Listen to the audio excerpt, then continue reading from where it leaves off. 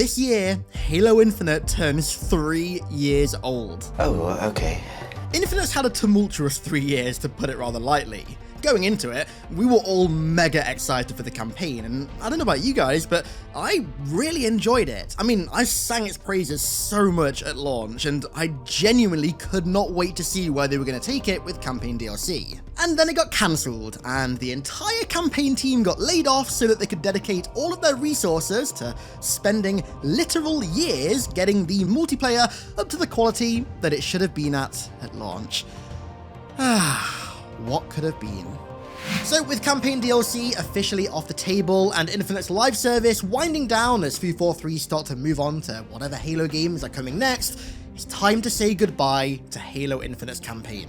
I want to revisit it, not to re-review it per se, but more so to look at it through the lens of the knowledge and the hindsight that I have now to see if it stood the test of time.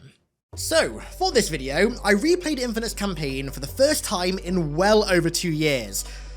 And I've gotta say, I actually really enjoyed it. In terms of gameplay and world design, I still think that this is 343's best campaign yet, but I don't think that's necessarily because it does anything better than their previous campaigns, but rather because it does something so different. Halo 4 and Halo 5 were both traditional linear Halo campaigns, but for me, none of the levels were really good enough to stand amongst the best of Bungie's levels, and so overall, the campaigns aren't as enjoyable as, say, Infinite, which goes in a completely different direction with its structure. Open world was hands down the biggest element of Infinite's campaign. It was something that Halo had dabbled in the past with Halo 1 and ODST, but something that it had never fully committed to until Infinite. And the result was rather interesting.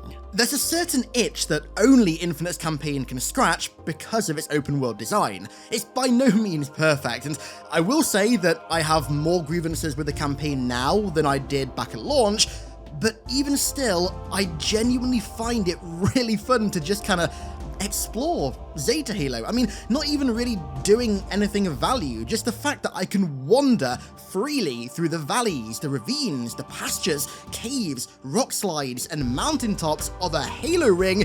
It gets my amygdala firing like nothing else in Halo. And that's not because it's inherently better than anything else that came before. In fact, in many aspects, it's actually the opposite, but rather it's just because it's a different style of Halo that I didn't realize I was craving until I played it. You know what I'm also craving? Winning a free gaming console and tens of thousands of dollars of Amazon gift cards, which is all possible thanks to Raid Shadow Legends, my sponsor. Spring has arrived in Teleria, and with it, a special spring hunt minigame in which you need to find hidden items around the Mistwood. Just download Raid using my link or the QR code, then head to springhunt.plarium.com, enter your Raid ID, and start searching. And once complete, you could win a gaming console, Amazon gift cards upwards of $10,000, or in-game loot like legendary champions and skill tomes. They're also doing community weeks in-game as well, which are in-game activities with a 14-day loyalty program that gives you a free legendary, Chronicler Adeline. Just log in for 7 days between April 11th and July to unlock her. So once again, scan my QR code or click my link in the description to start playing today and receive some insane bonuses that are only available by using my link. You immediately get a huge starter pack with Epic Champion Tyrell.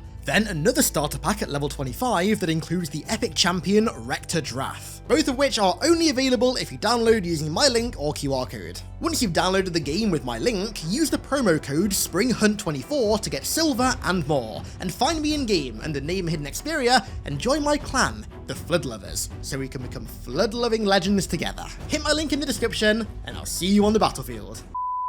The more open levels that integrate seamlessly into the open world, I think, are the highlight of the campaign.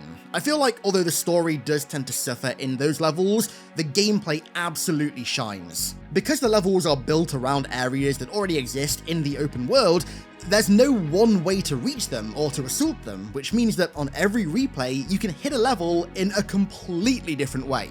Ironically, this design actually makes up the bulk of what I would consider some of Infinite's worst levels, like the Sequence and Pelican Down, for example. Those levels weren't exactly great because they barely progress the story and kind of just consist of you repeating the same objective over and over and over and over again. but the freedom that their open design creates really picks them up, and it still makes them really fun to play. The tower is another example. I mean, you can drive on through the main gate with marines, or you can grapple over the wall, or you can sneak in on the rocks under the structure. You can hit it in so many different ways. This is the most dynamic that level design has felt since Silent Cartographer. It really does feel like a natural extension of some of Bungie's oldest level design, and 3 years on, I still genuinely love it for that. However, Infinite's unique and open level design is not without its downsides, and having played the classic campaigns a ton before doing this replay, I really noticed them. Because player freedom was such a core focus, a lot of the flair that you get from developer-curated level design is sorely missing.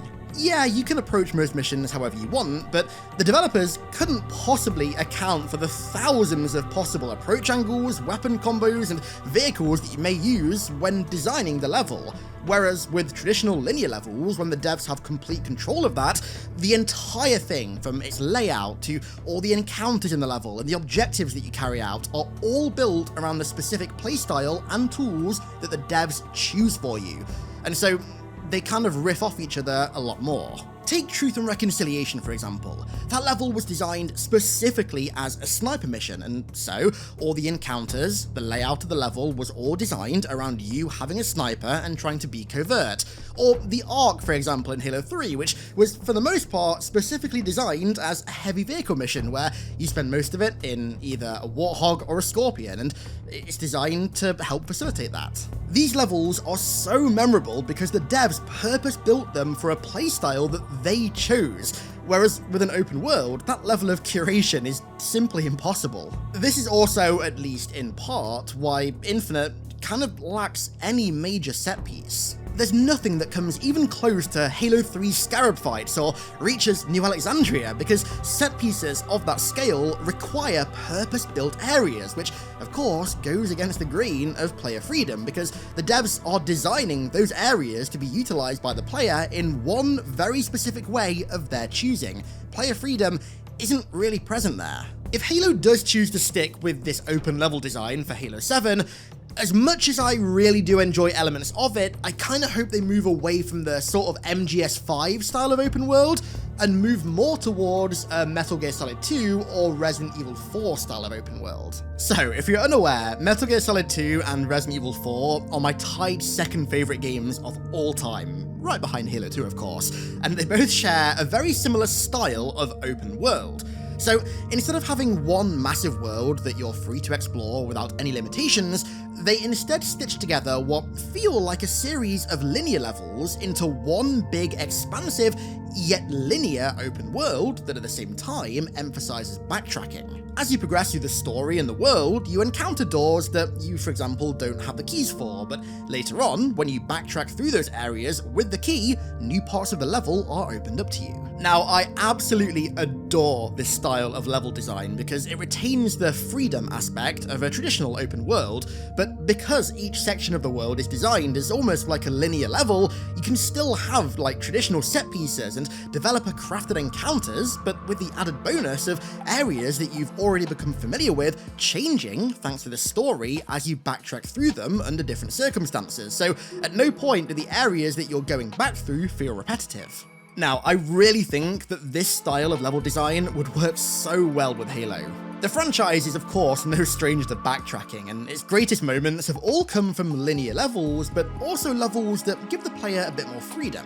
So all the ingredients are there, and although middle grounds aren't typically something that I'd want Halo to strive for, I truly think that this kind of design would be the perfect middle ground between the traditional linear and more contemporary open world Halo campaigns.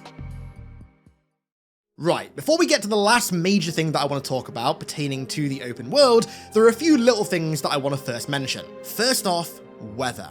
One of Infinite's biggest missed opportunities was not including various kinds of inclement weather to spice the environments up a little bit.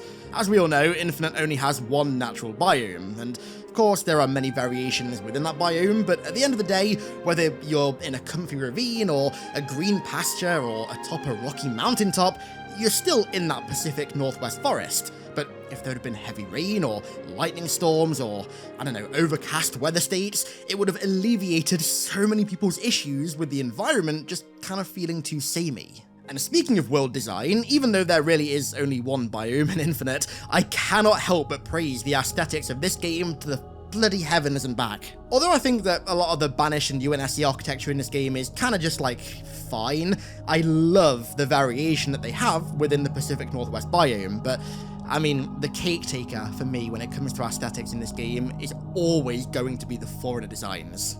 The sense of scale with constructs like the spires and the gondola sections is genuinely awe-inspiring. I mean, it invokes Halo 1's foreigner design so well. Everything just feels so much bigger and more significant than you. Elements of the design also do a fantastic job of feeling familiar in not just their detailing, but also their silhouettes. I mean, there are pieces of foreigner construction taken from like Halo 3's Guardian, from some old Halo Wars concept art, and then smaller design pieces taken from like Delta Halo and Halo 2. I mean, there are so many deep cuts built into the shapes and silhouettes of many of the foreigner designers in this game that just make longtime fans like us feel so at home in this new world. This is a kind of design that I've wanted to see 343 embrace across the board with their game design for years now, and seeing them finally start to do it here just feels so cathartic. Almost as cathartic as hitting 600,000 subs, my first milestone in years. Thank you very, very much, my friends. I really appreciate it. But the great journey ain't over yet. Make sure you sub to help me hit 700k. I know it probably seems so minor and insignificant to a lot of people, but seeing things like those little boxes from Sacred Icon, or the wall murals from Silent Cartographer, or that roof piece from Guardian, and the massive constructs from Halo Wars legit meant the world to me in a way that I can't quite put into words, to be quite honest with you. But then, of course, the actual aesthetic of everything Foreigner just looks so damn good in this game. I mean, bringing back the bronzes from Halo 3 alongside design elements from Halo 2 and Halo 1 just makes Zeta Halo feel like the ultimate Halo Ring experience. It captures that sense of royalty and superiority of the Foreigners so perfectly, especially in areas like the Silent Auditorium where you're constantly overlooked by these gigantic Foreigner statues. I mean, I could rave about the Foreigner designers in this game forever. It's just S++ tier design. No other words for it. Immaculate. What wasn't S++ tier design, however, were Infinite's linear levels. Now, the game opens with two that I think were pretty decent, Foundation and Warship Gebraken, but very quickly you start to realize that 90% of the focus in this game was very clearly put on the open world. The linear levels, for the most part, kind of feel like they were added a lot later in development, almost as an afterthought. Now, there isn't one that I dislike per se, in fact, I kind of like them all, but the Foreigner interiors of each level are so repetitive. It doesn't matter how much I love their design, they start to grate on even people like me after a certain time, and the encounter design in them just makes that even worse. I mean, most encounters in the linear levels play out very similarly. You walk through a Foreigner door, the Banished are all stood in the room waiting for you, you kill them and then walk through another Foreigner door, and then you repeat. It's very repetitive, and it really starts to make the game feel like a room clearing simulator.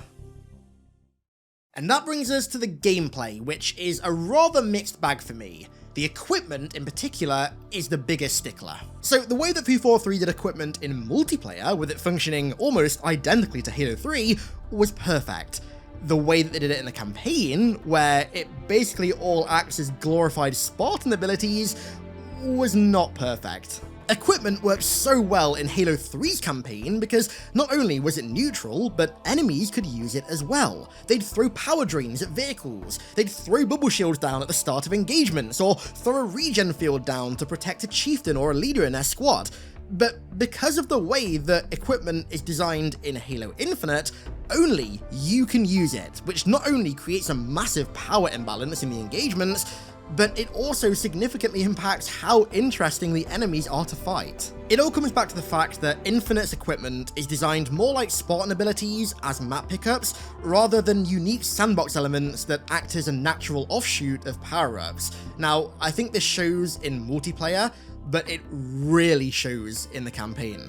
I feel like it was designed this way, at least in part, so they could add the upgrade system to the game and give it a little bit of like an RPG flair, but I really don't think that was necessary, to be honest. I think equipment would have been so much more impactful and interesting had the enemies been able to use it as well, and had you needed to loot it off said enemies, rather than just being given it all innately and having infinite uses, with the added bonus of being able to marginally upgrade it every now and then. But having infinite uses of every piece of equipment hurt not just combat, but world traversal too, especially when it comes to the grapple. Now, I'd say in Infinite's multiplayer, the grapple is balanced perfectly, but in campaign, it's both a blessing and a curse. Don't get me wrong, it is undeniably fun to use, and I think you'd be hard-pressed to find a single person who doesn't find the grapple fun.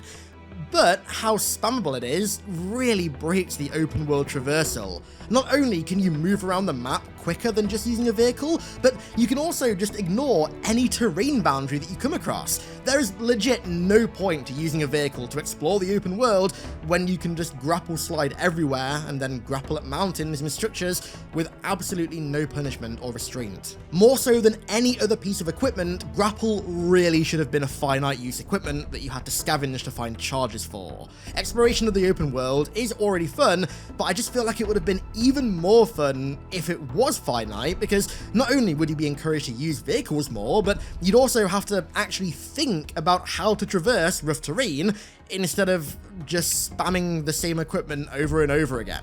Climbing a mountain, for example, would have been so much more fun if you had to look for rocks to clamber onto or to crouch jump onto, as opposed to how it is now when you just spam grapple indefinitely until you hit the top. It could have been so much better. On the topic of the sandbox, out of the, well, albeit very few sandbox editions that multiplayers had since launch, a grand total of 0 have made their way over to the campaign. Not the DMR, not the shroud screen, and not even the regen field. This really sucks because the regen field in particular would alleviate so many issues with Infinite's vehicle sandbox, but because they completely dropped support for the campaign, it'll just never be added. And on that note, we need to talk about Infinite's vehicles. Now, when I say this, trust me when I say that I genuinely mean it. Halo Infinite has the worst vehicle sandbox in all of Halo flat out, and this is most visible in the campaign. Firstly, the vehicle selection. There's no Gorse Hog, there's no multi-seat air vehicle, the Rocket Hog is borderline useless, there are no vehicle variants, there are no new additions to the sandbox at all outside of the Razorback, which, frankly, as much as I do like it, it is just a glorified Halo 3 Troop Hog. The vehicle sandbox is just the most basic of vehicles from past Halo games, returning with no innovation added on top. And then there's the vehicle balancing.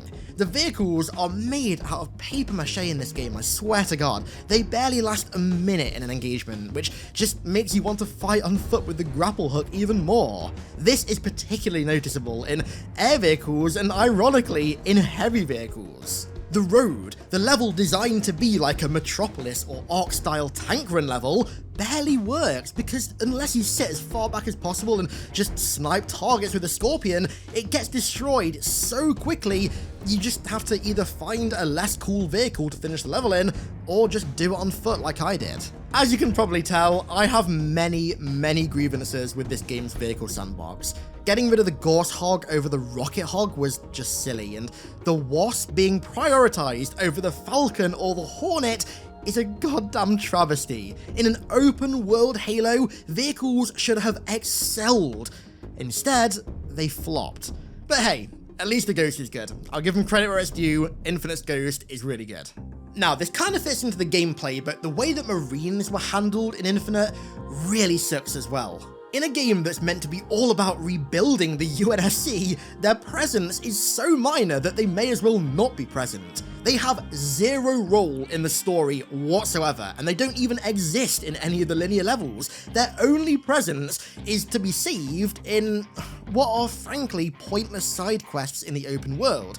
And then once they're saved, they either stand around and do nothing, follow you and are unable to keep up with you because of the speed that you move thanks to the grapple, or they'll sit in the gun of your Warthog and probably die. They can't even drive vehicles. This still blows my mind. Something that we've had in Halo since 2004, they are now unable to do. The way that Marines were handled in this game is honestly the biggest reason I can think of for moving away from the expansive open world design to the Resident Evil 4 and MGS2 style of open world.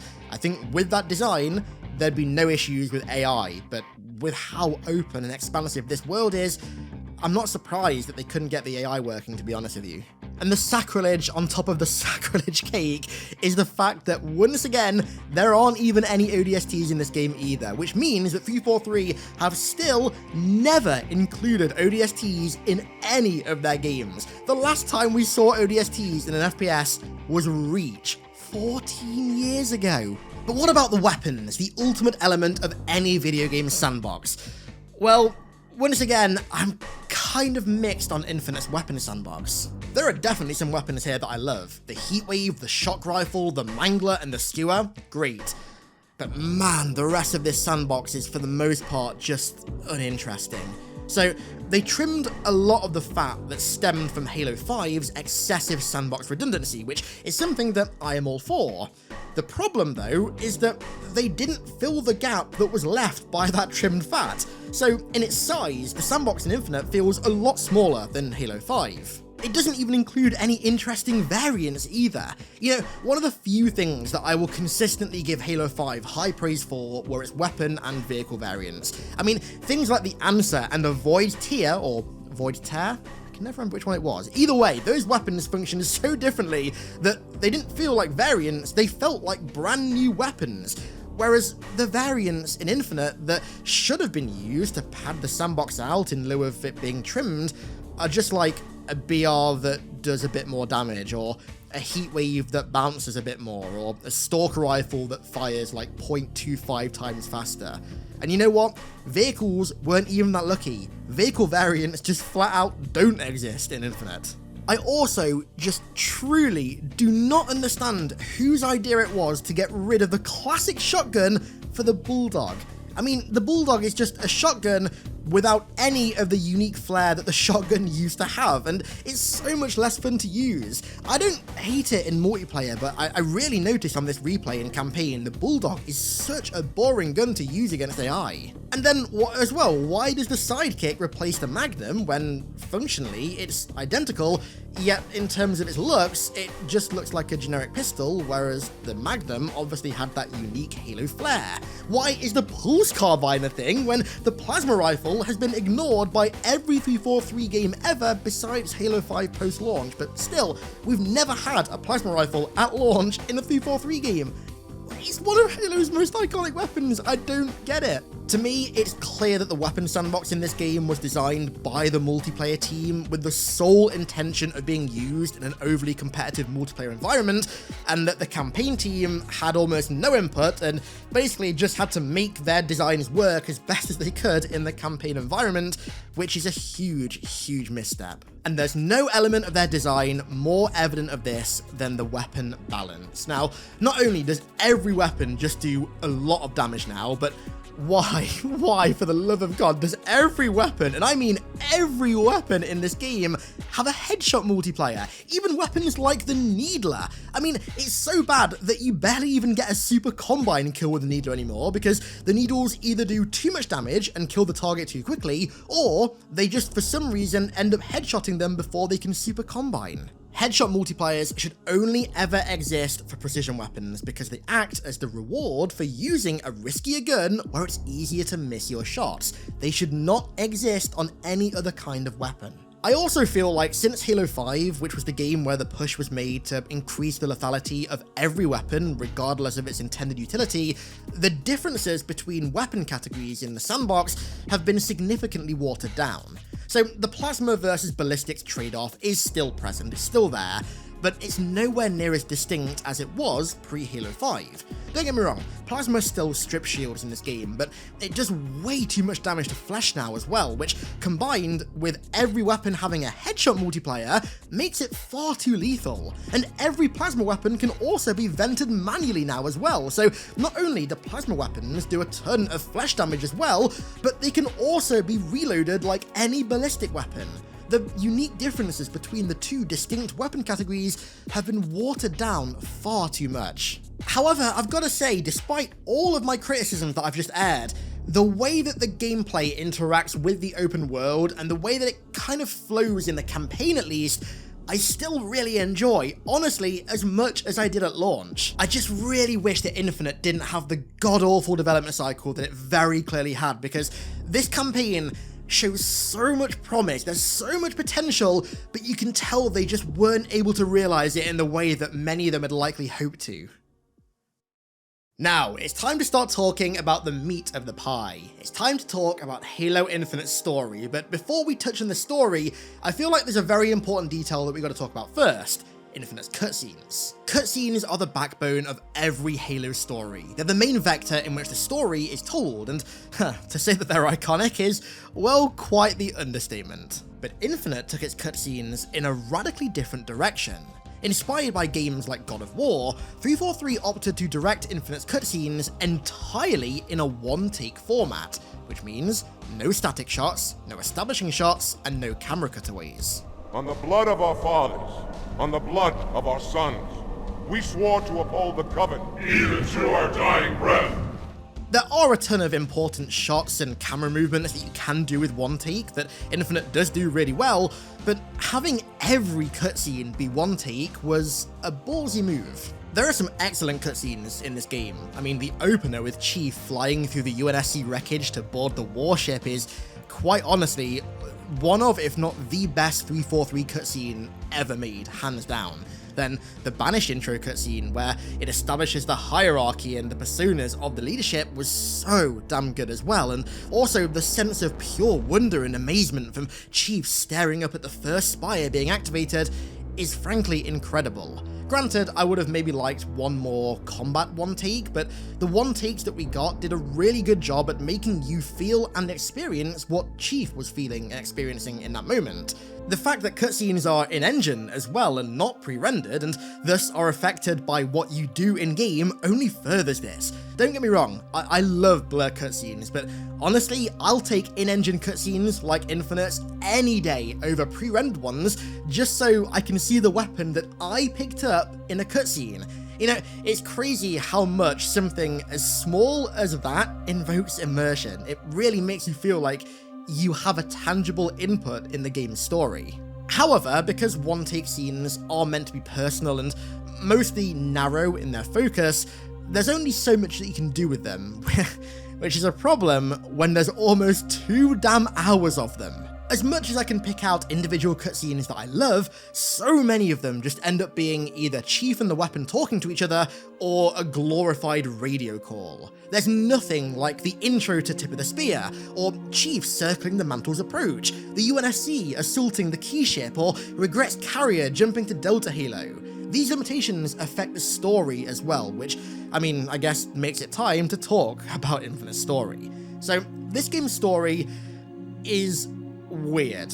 Coming off the back of Halo 5, 343 had to both rectify the colossal mess that game created with its frankly garbage decision to bring Cortana back from the dead and make her evil, which is a plotline that I still despise, by the way, but not only did it have to sort that all out, it also had to find a way to tell a competent, interesting story in and of itself. So, the former, it attempts with the interactions between Cortana and Atriox, and the latter with their discovery of the Endless and the Banished's attempts to free them. Now, the way that Cortana and Atriox's interactions round out her story, and also, by extension, the created story as well, in hindsight did feel a little bit rushed. She basically comes to her senses, realizes that the Banished having the ring would mean that they could very easily just kill everything by firing it, and so basically just to save Chief, she sacrifices herself and denies them Zeta Halo. This feels like they needed a way to get the created arc done and dusted very quickly, but it feels very out of character for crazy evil Cortana. For her to suddenly do an about turn and sacrifice herself to, yeah, primarily save Chief, but also to save the species that she had such deep-seated vitriol for in Halo 5, feels like characterization whiplash. It feels like there's an entire character arc that just got skipped out there. Although, I will say, to be honest, as someone who really hated the created story arc, even though it didn't end very well, I'm kind of just happy it's over and done with now, and it not ending in a perfect way isn't something that I'm going to lose sleep over. The bigger plot line, and the one that I'm far more interested in, frankly, is the Banished and the Endless. Now, I'm not going to go into extensive detail about the Endless in this video because, well, I made a 20+ minute long video doing just that a few weeks ago, so if you want to watch it, the link is in the description. But what I will say is that Infinite should have done more with them, I think. Like I said earlier, this story is weird, because to me, it does kind of feel like a story that has a definitive beginning, middle, and end, but at the same time, it also feels like only the first chapter in what should have been a much bigger narrative. And I mean, that's not a coincidence, right? If campaign DLC had happened, then that cliffhanger would have been resolved relatively quickly, but now that it's not been resolved, we're left with a game that ends with what feels like its own version of the 343 Guilty Spark Flood reveal. Now, I'm going to save all of my thoughts, predictions, and expectations on where the story might go in Halo 7 for my next video, which is entirely dedicated to that, so look out for that bad boy in a few days. All I'll say here is that I seriously hope that the Endless plotline doesn't get dropped. What I want to focus on more here is some of the smaller details in the story. First off, I want to give props to Jen Taylor for this game. I genuinely think that Infinite is her best performance in Halo yet. She plays 3 radically different characters that all stem from the same person, and yet she manages to make them all feel radically distinct from one another, yet also very similar. Her acting with Halsey, Cortana, and the weapon is it's insanely good. She gives so much life to the weapon in particular. The Banished cutscenes were one of my favourite surprise elements of the story that I honestly never expected that we get in this game, and the interactions between the leadership members is excellent. I absolutely love the way that Escharum and Jaeger, both veteran warriors, interact with each other, because they do it with such respect for one another, despite the fact that it's an elite and a brute talking. And this is a good point to also mention Jaeger's animation. Whoever animated Jaeger absolutely killed it. I mean, from how he presents himself, to the moves that he does when he's in combat and also just in a cutscene, to even the little things, like for example, when he's grappling Tremonius, the little scratch that he does on his head is just such a cool little detail to make him seem even more sadistic and violent than we already know that he is. I'm telling you right now, if he actually ended up dying in Infinite, because he obviously, as we know now, when you kill him, his body camos and vanishes, I really hope that means that he survived. If he died in Infinite, that would be such a waste, because his character's so cool. That said though, I think the Hand of Atriox as a concept was massively wasted in this story. We should have absolutely had cutscenes that showed the Hand of Atriox convening, talking, even like traveling from location to location with each other. Instead, the only ones that we see in cutscenes are Escharum and Jaeger, and then Tavares and Hyperius, who, may I remind you, literally has Locke's helmet on his shoulder. They don't even get an intro cutscene. They just get one of the 3 million radio calls that we get in this game. I gotta say though, the biggest thing that I noticed on this replay that really hurt was just how wasted Zeta Halo was. Out of all the locations to set a Halo game on, Zeta Halo is like the magnum opus. It is the most richly detailed Halo in all of the lore, and it comes with some extreme narrative potential that far exceeds any other location or setting in the galaxy. I spent years theorizing about Halo 6 being set on Zeta Halo, and when 343 announced it, in conjunction with the game also being open world, I swear to God, I could have imploded right then and there. I mean, not to go full hero complex or anything, but It legit felt like the game had been made based on my hyper-specific loves about the franchise. The potential for linking the world back to the horrors that occurred on Zeta Halo during the Foreigner Flood War, for finally tying Halo back in with the Flood either explicitly through the story or implicitly through our exploration of the open world, had me going crazy. I mean, it literally seemed like a dream come true. It seemed too good to be true. There was no way they were going to set an open world Halo game on Zeta Halo without including areas like the Palace of Pain and other Flood research facilities, desolate camps left by the Tadasa, an installation with mendicant bias's central core and stuff like that to go and explore. Surely, in an open world set on Zeta Halo, you'd have those massively significant landmarks for the player to go and discover themselves. And they didn't. They didn't include any of it. I love a lot about this game's campaign, but how little they utilize the rich history of Zeta Halo really leaves a bad taste in my mouth. This game legit could have been set on any other Halo, Epsilon Halo, Beta Halo, Kappa Halo, and you legit wouldn't have noticed. It's like hiring Gordon Ramsay to be your personal chef and just having him microwave a TV dinner for you every night. It's like borderline sacrilege. I just seriously hope that we stay on Zeta Halo with the next campaign so they can actually realize its potential, because as much as it hurts to say, Infinite absolutely did not realize Zeta Halo's potential. Oh, and also so we can get some different biomes on Zeta Halo as well. I feel like it would be sacrilege to talk about Infinite's campaign and not mention the fact that there should have been more biomes. I need a snowy Arctic tundra on Zeta Halo so bad. I gotta say though, that legendary ending has still not lost its cool factor for me. One of my happiest days ever was being, at least what I think, the first person outside of 343 to finish Infinite on Legendary and just getting absolutely floored by hearing that offensive bias was the one guarding the Endless. Man, I can tell you right now, watching that back, my reaction to the legendary ending was absolutely sincere. That was a very genuine reaction, and one that I would love to re-experience. That said though, I will say, even now, 3 years on, listening to that legendary ending again, hearing the offensive bias line, I still feel the same emotions about it now that I did back then. Pure elation and hype. I definitely have my issues with Infinite's story. I mean, there are plenty of things that should have been present that weren't. There are plenty of elements of the story that were saved for books and external media that absolutely should have been part of the game. But even still, I can't deny that what Infinite's story set up has the potential to be really interesting. I mean, Atriox is alive and has awoken the Endless, and offensive bias will likely reactivate and assist us in containing them. All the pieces of an incredible story are like right there. The issue is whether 343 will actually choose to put them all together, and if they do, how long is it going to be until we see the final product? I mean, Halo's story cannot work with these ridiculous 6-year gaps between every entry. It's completely unsustainable.